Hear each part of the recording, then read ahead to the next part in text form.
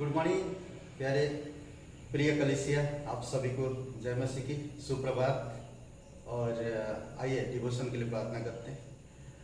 पवित्र, महान और सर्वशक्तिमान परमेश्वर पिता, हम धन्यवाद देते हैं और एक शुभ अवसर आप हमें दिए हैं। तू महान और सच्चा और जीवित परमेश्वर है। तो हर एक लोगों को प्रकाश देता और अगुवाई करता है। दयालु और कृपालु परमेश्वर, धन्यवाद देते हैं। अभिषेक करो इस दिन को, बिता इस समय को। धन्यवाद यीशु मसीह के नाम से, आमीन। आज जो हम लोग बात करेंगे ये है कि यीशु ने कहा पाने के लिए खोइए, पाने के लिए खोए। तो बहुत सारे जगहों पर आज हम देख सकते हैं कि कोई चीज़ पाने के लिए लोग कोई चीज़ खोता है, पर हम देख रहे हैं लोगों के अंदर कि लोग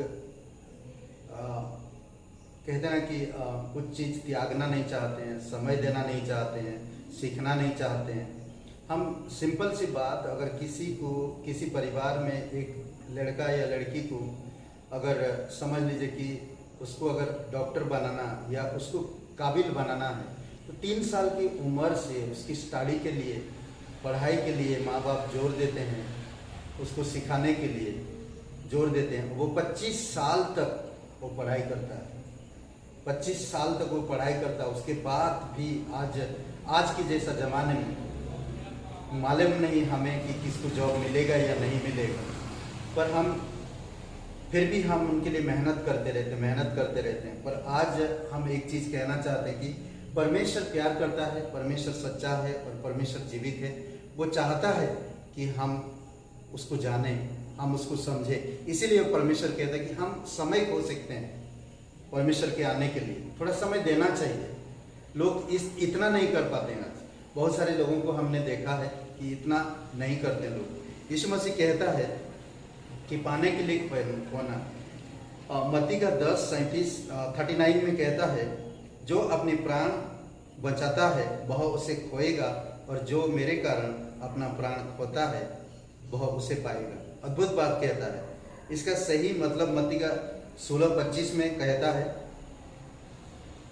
जो कोई अपना प्राण बचाना चाहे।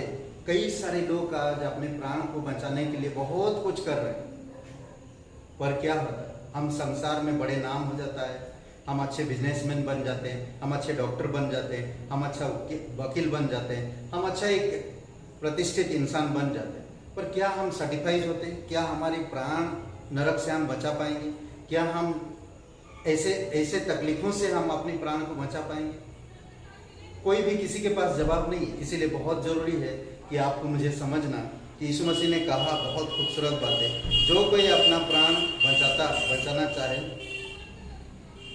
सुसमाचार का यही परित्याग करने के द्वारा, अगर हम सुसमाचार के लिए, परमेश्वर की राज्य के लिए और परमेश्वर के लिए अगर हम समय निकालते हैं, तो परमेश्वर हमारी प्राण को बचाएगा।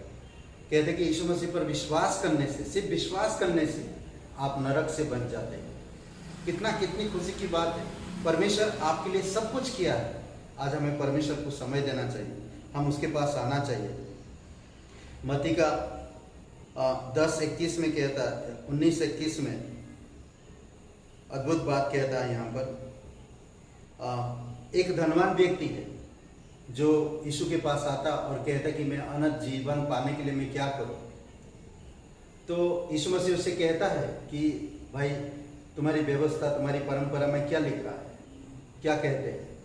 यही कि हत्या ना करना, चोरी ना करना, झूठी गवाही ना देना, किसी को बुरा ना करना।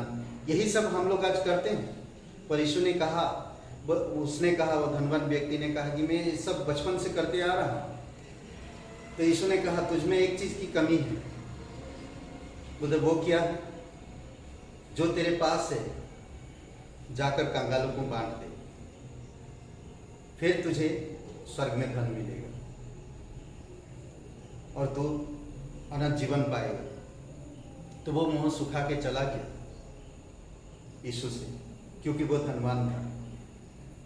और एक हम अंधे व्यक्ति को देखते हैं, यीशु के पीछे भीड़ लगा रहता। बहुत सारे लोग आते थे, कोई उसको चंगाई पाने के लिए, कोई उससे आशीष पाने के लिए, कोई ठीक होने के लिए। और प्रभु यीशु मसीह जीवन का मार्ग दिखाने के लिए आया, जीवन देने के लिए आया था।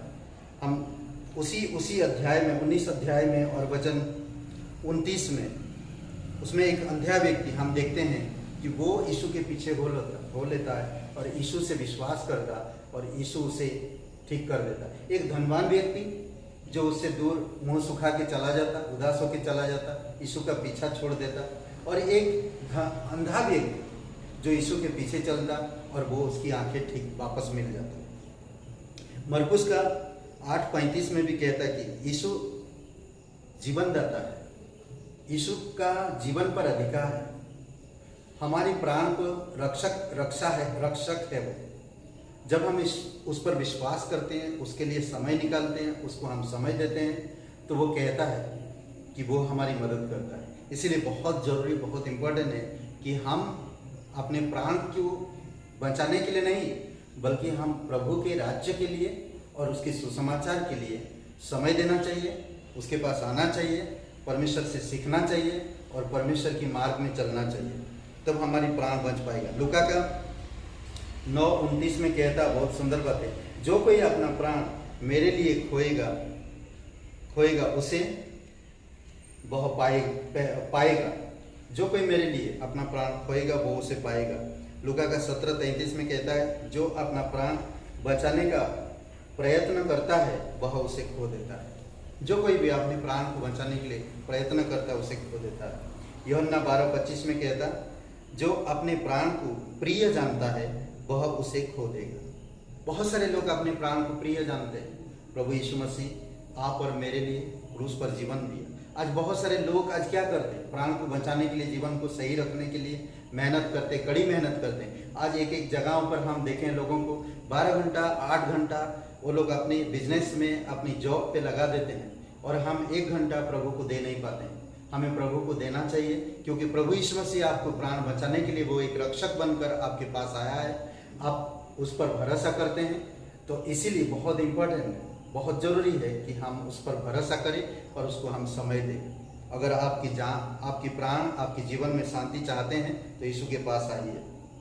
फिलिपियों का 3:8 में कहता, पौलुस प्रभु यीशु मसीह ज्ञान और उसकी श्रेष्ठता को प्राप्त करने के लिए वो कहता कि मैं जो कुछ भी पढ़ा लिखा करता किया हूँ वो सब कूड़ा है, वो सब कूड़ा है। और कहता कि वो सारे मेरे हानि की थे, पर जब मैं प्रभु को जाना तो प्रभु मेरे जीवन के लिए श्रेष्ठता है। इसलिए बहुत जरूरी है कि हम परमेश्वर को प्राथमिकता दें, परमेश्वर के पास आए और हमारे जीवन को परमेश्वर को दे, परमेश्वर के पास समय दे, परमेश्वर के पास आए, परमेश्वर को समय दे और परमेश्वर के राज्य के लिए सब चीजें करें। आमीन।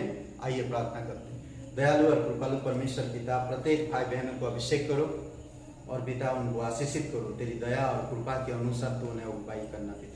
धन्यवाद देते, तू जीवित परमेश्वर, तू दयालु और कृपालु परमेश्वर है। प्रत्येक लोगों का दिन शुभ रहे और उन्हें दिन प्रतिदिन तेरी प्रकाशन में, तेरी बुद्धिमत्ता में, तेरी अनुग्रह में बढ़ाना पिता, और तेरी राज्य में बढ़ाना। धन्यवाद देते हैं प्रत्येक भाई बहनों, यीशु मसीह के नाम से मांगते हैं, आमीन। दिन शुभ रहे और आप लाइक करिए, कमेंट करिए और शेयर करिए। आमीन। शुभ रहे दिन आपका, आमीन।